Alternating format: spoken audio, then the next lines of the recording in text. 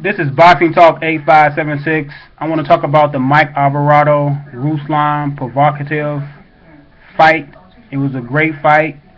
Um, Ruslan Provodnikov is the real deal. That Bradley fight was not a fluke.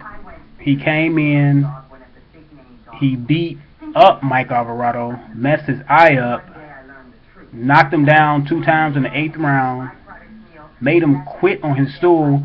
I remember him saying in the Max Kellerman face off that he wanted to break Mike Alvarado, and he was going to go to church and pray every day for Mike Alvarado not to get hurt too bad. But he came in, he did what he said he was going to do. He said winning the title is not what he fights for. He fights for the glory and the glory for his people. So he came in and did what he said he was going to do. He broke Mike Alvarado. I picked Mike Alvarado to win because I thought he would come in and box. I picked him because I thought he can box and slug, so I figured he will box Ruslan and let Ruslan make all the mistakes and just capitalize on Ruslan's mistakes. He started off boxing, and then Ruslan got inside and he decided to trade with Ruslan. And he dumped his game plan, which was a mistake. If he would have boxed Ruslan, his chances of winning was great.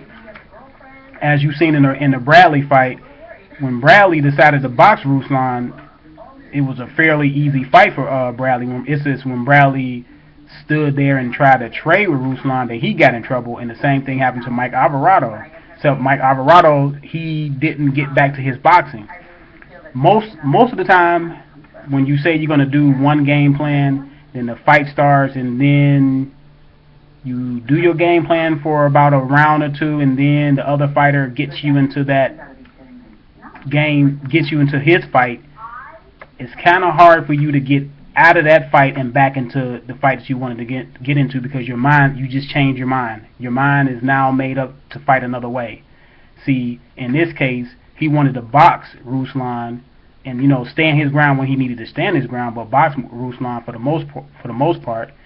But Ruslan, he came in there and made Mike Alvarado fight his fight, and Mike Alvarado was at home, so the crowd, he wanted to please the crowd, I guess, and got into an exchange with Ruslan. This is one thing about why a lot of trainers don't like fighters fighting at home, because the crowd can, make the fighter, do what he's not supposed to be doing, as far as following the game plan. Then it becomes that he want to please the crowd. So Mike Alvarado was trying to please the crowd and saying, oh, I'm just as tough as this guy. I can slug with him. But what he did was he played right into Ruslan's hands and gave Ruslan a great chance of winning the fight. It went from Mike Alvarado had 70 to 80% chance of winning if you'd have boxed to 50-50. Now it's 50-50, and now you got to fight this guy, and this is what he does. Ruslan is a great pressure fighter. He's not like a reckless slugger. He comes in and sets things up. He's like more of a slugger that does technical things technically well in the ring. He throws good hooks. He goes to the body. He's an inside fighter mostly. He's like a big, stout guy. So he's low to the ground. That's another thing about Mike Alvarado. See, that's why Mike Alvarado should have boxed too, because Mike Alvarado had the height and the reach in this fight. And once you let a short fighter get into your body and you're taller than him, now when he starts throwing hooks, you don't see where the hooks are coming from because you're so tall. He throwing them from low, out of your sight range, and he can hit you with these hooks and hurt you because you don't see him coming, and those are punches that hurt you. So hats off to Ruslan.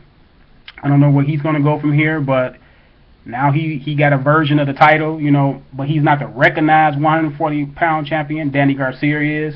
So we don't know. Maybe he can fight Danny Garcia if Danny Garcia don't fight Mayweather. See, I don't know. Right now everything's held up because everybody trying to get in line to fight Mayweather, but maybe he could fight Matisse. That'd be a great fight between him and Matisse, man. That'd be a barn burner. But Once again, Mike Alvarado has been in a Fight of the Year candidate. Ruslan, another fighter. These guys cannot get into a boring fight. These guys bring it. I don't know what's next for Mike Alvarado. He needs to take a long break. I mean, a long break. And when he comes back, he needs to fight. You know, he needs to stay away from these pressure fighters. Don't fight Brandon Rios right away. Don't fight Ruslan again. He needs a break. He needs probably about a year off because he's been taking some hellacious punches in the last.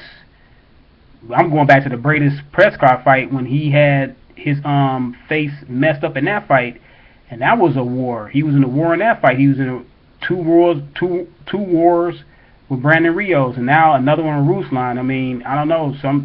He may be shot after this. I mean, this man took a lot of punishment, and I don't know. He maybe need to sit down and just chill out for a year, and just maybe come back soft. He can't come back with another pressure fighter and get into another war. You only got so many wars in your body. He's already 33. I mean, he didn't even make weight the first time he got on the scale. He looked kind of dry when he was weighing in. He had to lose a pound. And he's 33 years old. Maybe he can't make 140 no more. He may have to move up to 147. This is probably a sign that he probably needs to move up to 147 and seek out fights up there. But Ruslan, he's probably gonna become, people want to see him fight now, because people want to see guys that people do love, pressure fighters and guys that go get you fighter. He's a go get you fighter. He gonna come at you. He gonna take a punch, to get his off. That's a dangerous fighter when they willing to take punches to land their hard punches, and he got power too. So, we'll see him in another exciting fight. Maybe down the road, maybe he can fight Danny Garcia. That'll be a blockbuster fight, or fight Matisse. Matisse need to come back after Danny Garcia lost. Maybe Matisse and him. That'd be a great fight. But Golden Boy and Top Rank. But we need to stop giving them that excuse and demanding that they make these fights. This is a fight. Him and Matisse would be a great fight. It'll be a great fight on Showtime or HBO, which I don't know how y'all do it. Just cross-promote it. Whoever, I don't care. Get it together. The fans deserve to see the fights, the matchups that we want to see. We pay our money, so we need to see the fights that we want to see. Don't come with no BS fight.